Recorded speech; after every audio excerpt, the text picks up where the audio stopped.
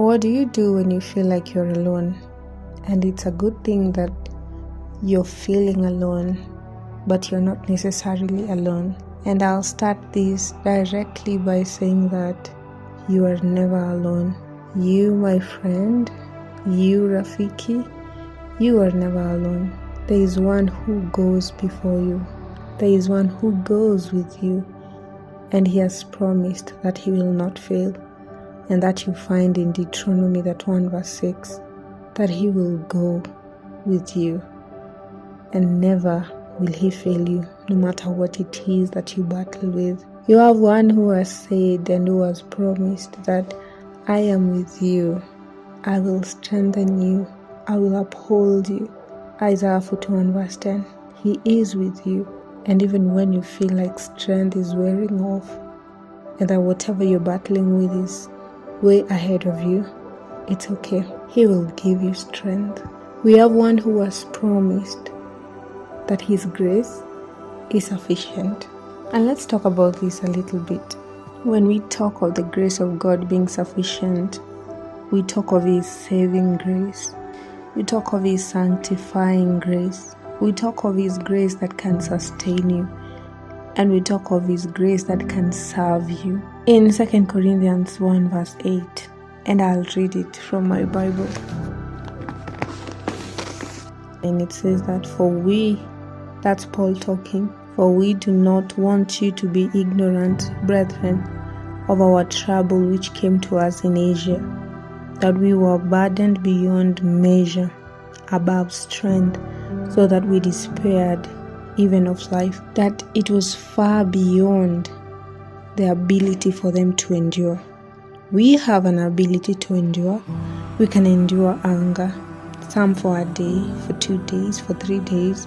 A human body can endure hunger for 40 days. Yeah, we have ability to endure so many things that come in our way. But some are just beyond our ability to endure. And this is where the grace of God comes in. Even still, the ones which we are able to endure is the ability that the Lord has given us. Far beyond that, the sufficient grace of God that he gives to everyone now comes in hand. But when you are willing to take up this grace that he offers to you.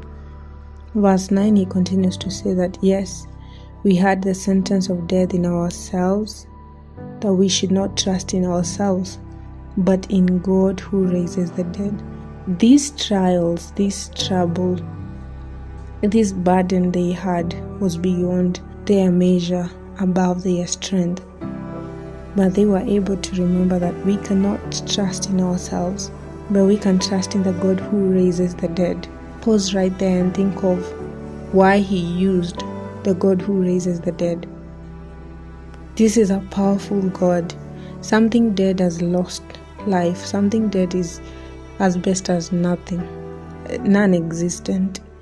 But here is a God who raises the dead. If he can raise the dead, then he can do anything. And that's why we are told that there is nothing impossible with God. There is nothing way beyond for God to handle. This is me still reminding you that you are not alone. Now let's go a little deeper. That God will allow you to have more than you can handle. He will allow you to have more than your mind can even think of, can even fathom. Sometimes all the things that come in our lives, God allows them.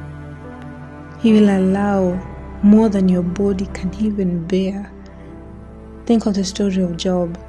It was a lot. The children dying, the animals, the house, his sickness. These are more than he could endure. But do you know why God allows that? Because where your strength fails, where your ability stops, there is where he begins.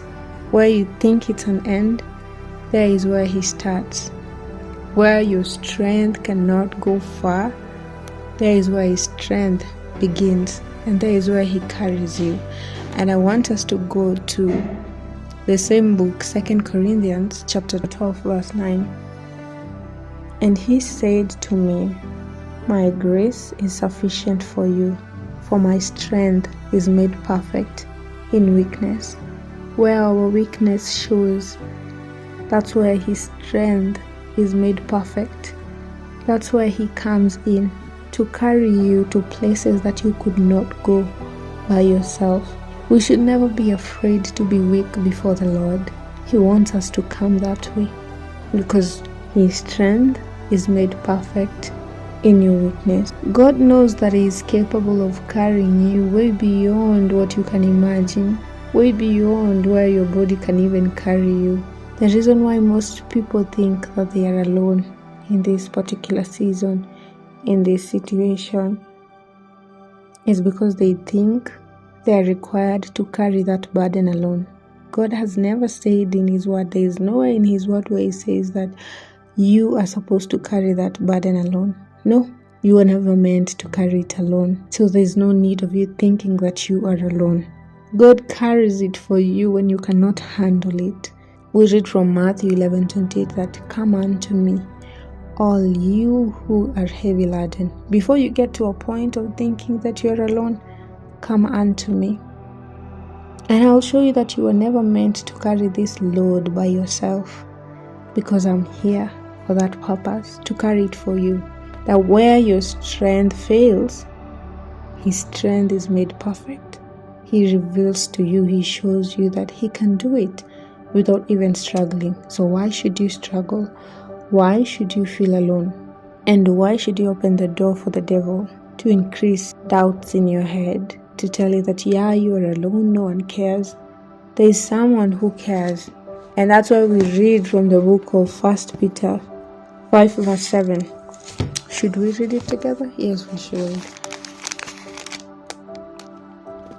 1 Peter 5 verse 7 says that, "Casting all your care upon Him, for He cares for you." He cares. He cannot leave you alone. No matter how much you may push Him, He cares for you. And He pleads with you to cast all your cares upon Him. Why? Because He knows that there are things which are beyond your ability to carry.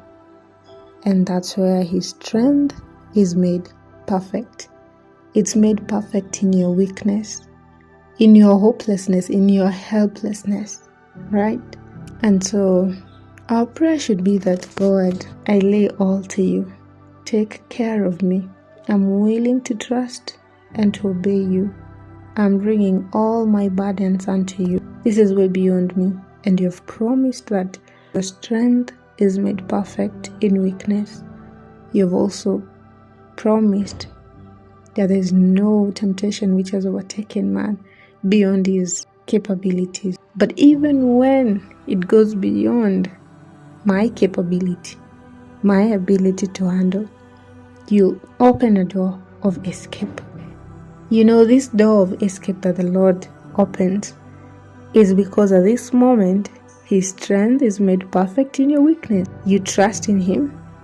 The temptation is almost overtaking you, but because you trust in Him and because He has promised there can be no temptation that will overtake you, He opens a door for you. His strength comes in when your weakness shows. That's how amazing our God is. And so this video is to remind you that you are not alone, unless you want to believe that you're alone. But why should you believe that you're alone when you know that you're not alone? This is the same God who says that when father and mother forsake you, then I'll take you up. I'll be your father. This is the God who was promised to be the father to those who have no fathers, to be a husband to the widow. They too cannot say that they are alone. A widow cannot say that she is alone because her husband passed away. No, she has a God in heaven who has promised to take care of them. The fatherless cannot say that they are alone. The orphans cannot say that they are alone. They have a Father in heaven who can fill their cups. At no point can you excuse yourself and say that, I'm alone. I've been suffering. I've been struggling with this. Then maybe you've not realized that where your strength fails, that's where His strength is made perfect. And there is nothing beautiful as being dependent on God. and accepting that you cannot always help yourself and people cannot always help you, but God will always help you because He is near. And He has said that He goes before you. He will not fail you. Deuteronomy 31 verse 6. And in Isaiah 41 verse 10, He reminds you that I am with you and I will strengthen you. So cheer up, child of God, and know that you're not alone. You can never be alone unless you decide to be alone. Thank you so much for watching this video. We've come to the end of the episodes. See you in my next series. Bye and God bless you.